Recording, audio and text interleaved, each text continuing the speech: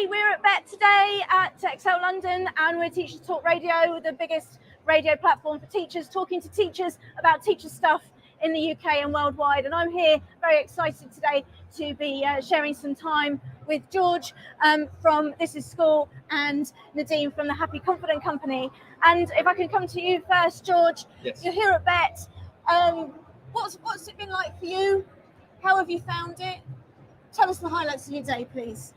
Great question. Thanks very much for having us on this serendipitous live stream.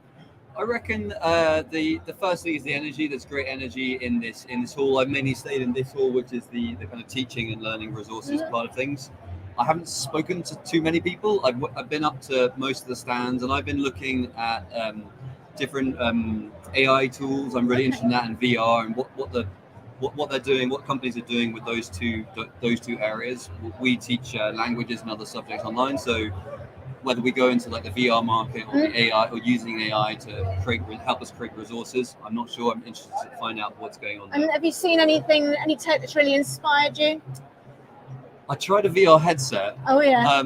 But I almost actually walked straight into like the booth itself. So I had this thing on, and it said like the directions were now start walking, and I started walking. The guy who was showing me was like, "Don't start walking, don't start walking," and I kind of went straight into a thing. So it was cool, but I think I got it wrong. Okay, well, no, I think it's an area for development, isn't it? An area for development. Fantastic, for sure. Thank you very much. And Nadine, tell us, you've been a speaker today. What have you been talking about? And some highlights from the show. Thanks, Catherine. Yeah, I've been. It was a really great panel on internationalizing edtech companies, because I happen to have four nationalities: British, but also Lebanese, Mexican, Greek, and lived in 8 countries. And well, anyway, so basically, I spoke about how to. Yeah. All right. So anyway. So it was, and we had some great questions. You could see that there's a lot of willingness to. I mean, obviously, a lot of people are looking at what can go extracurricular, what else can be invented, because we all know that the curriculum is going to change, particularly in the age of AI.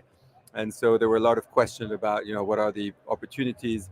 So that was great. And we actually have a stand in the Department of Trade, and we had some really nice people from Saudi Arabia, from Brazil, all looking at what we do in the UK and how we can export to their markets. It was really great, because very open, because we do well-being and mental health, and so they were super interested in all these solutions, because it's clearly become a must-have across the world, rather than just not in our countries. As we know, everyone's struggling a little bit.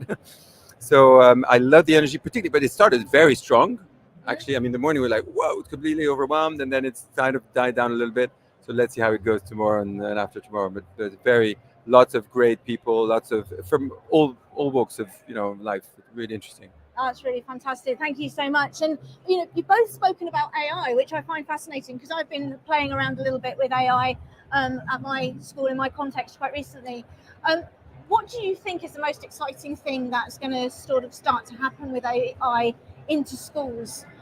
What's your where do you see it going, and what are the opportunities, George? So that's a great question. I was at a talk about AI, not at this show, but at a meeting I went to the other day, and people talked about prompt whisperers. Okay. So the idea that there are people are going to be trained in how to create these amazing prompts, and there were jobs in the US for like $400,000 a year salaries just to create the perfect prompts to optimize things in businesses and stuff like that. Yes. But the speaker said, no, that's not going to happen, because everyone's going to get good at prompts, and the AI itself can help you create prompts. So that was a kind of like a faddy thing, which I think happened like early part of last year, 2023. Within schools, I think students are going to have to start using it. They're already using it anyway, whether teachers want them to or not, and they're going to have to start using it, because understanding how to make the use of it is going to be a good thing for them. It's just another tool. It's a very cool tool. It's pretty advanced, but it's just another tool. It's going to help them learn. It's going to help them succeed and optimize their learning, as well as what they do later on in life. So a skill for life then. Yeah, it's a skill for life. You've got to, and it's going to change. Obviously, it is changing every week, basically, if not faster. So who knows what it's going to be doing in a year's time? But students, I think, are going to ought to explore it and be encouraged to explore it. But also understand that it's good to have your own knowledge as well, and not only being reliant on AI. You've got to have your own knowledge in here somewhere. Yeah, I think there's real value in having the skill that you've developed yourself and doing things sort of by hand to an extent so you understand how they work. It's like the mechanics versus the end product, I guess. Yeah, and you can't really amplify what you're able to achieve if you don't know where you're coming from. Yeah. That makes sense. I think that's a really important point. It's not like the old adage, isn't it? Garbage in, garbage out. You've got to ask good questions. Right. And I think that talks a bit to your idea of the prompt whisperer, which sounds really cool until you said it wasn't going to happen. I wanted that money. I know. It sounds like I was going to learn how to do that. I'm a prompt whisperer. Vadim, where do you think it's going? Well, I actually think AI is a really great opportunity. What I love is obviously we're all about feelings and teaching feelings to kids. And the reality is AI is bringing so many feelings to the forefront, and mainly fear and curiosity. And so I think the opportunity is really that we're open-minded. We're going to have to really rethink the way we do things. Yeah. And so for the first time in a century or more, we're going to have to think, what are we teaching and why? And so I think there's a real silver lining, although it is a bit scary, in that we're all educators putting our heads, our thinking heads on as to what do we really need to teach in the age of AI. And I've been a strong believer for 10 years, so I'm super happy that what comes up is life skills, is actually how can we actually be better human beings? How can we better connect? How we create better communities? How can we resolve conflicts better? Because once we have these skills, then we could learn any job. So it's obviously knowledge still is essential, but it's not just about regurgitating and just memorizing, and it's much more about how we use knowledge intelligently.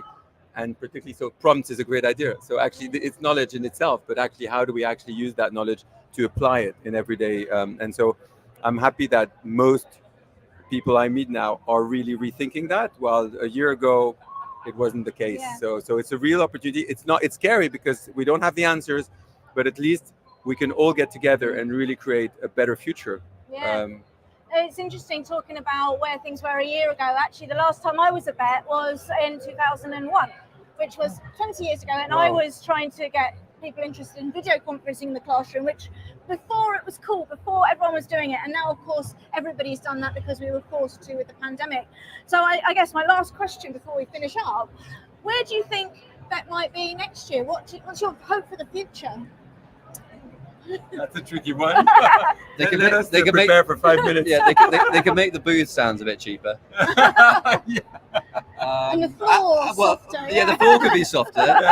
We could all actually be walking on the floor that actually regenerate energy, and therefore we would generate tons of energy. Yep, that would be good. I mean, I think it's a great show. I think it's good to be inspired by all the things. It's overwhelming because there's so much stuff, and you're kind of like, you see, I was like, oh yes, another AI startup, and it's probably doing something amazing, and you kind of just gloss past it and just go straight by it. I don't know really. I enjoy coming here for sort of inspiration. We have, as a company, as a school, we haven't yet exhibited here because we feel that our teachers aren't here. The language teachers initially, they're not really here, so it's not really our market, but I find it really useful to be kind of inspired by what's out there in the market and the kind of trends. So I wouldn't change too much. What trends do you think you've spotted? Well, I was saying earlier, the biggest trend I see is at the moment is a lot of the exhibitors are wearing kind of very flashy outfits. There are some guys behind us there. Have you seen?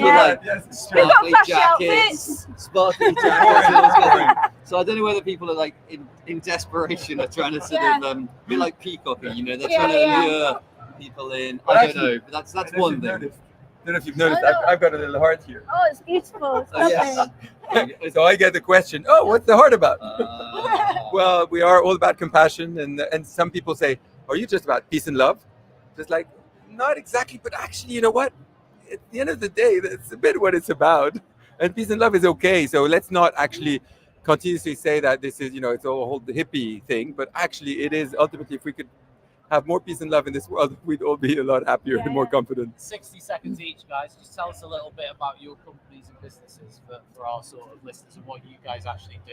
Sure. So I'm the CEO and founder of This Is School. We basically take real world content and put it into the classroom. We initially did that with languages by filming unscripted language videos of young French speakers and Spanish speakers, putting that into the classroom with all the scaffolded activities. And we now do that across subjects.